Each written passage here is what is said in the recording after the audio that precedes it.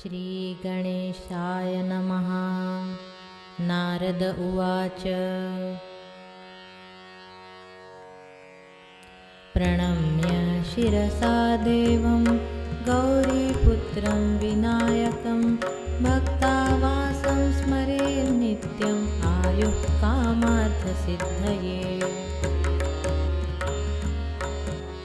प्रथमं वक्रतुण्डं च एकदन्तं द्वितीयकं तृतीयं कृष्णपिङ्गाक्षं गजवक्त्रं चतुर्थकम्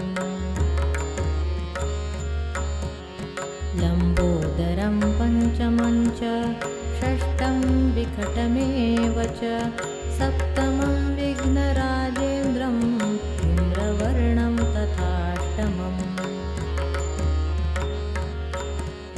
नवमं भालचन्द्रं च दशमं तु विनायकम् एकादशं गणपतिं द्वादशं तु गजाननम्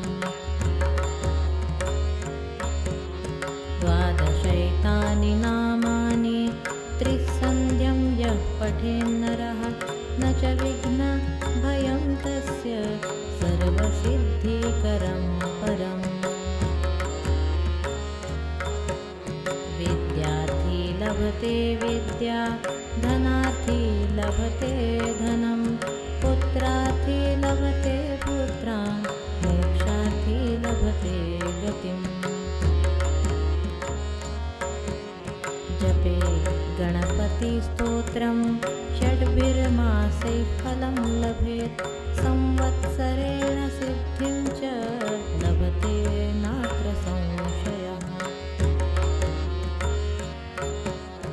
अष्टभ्यो ब्राह्मणेभ्यश्च लिखित्वा यः समर्पयेत् तस्य विद्या भवेत् सर्वा गणेशस्य प्रसादतः।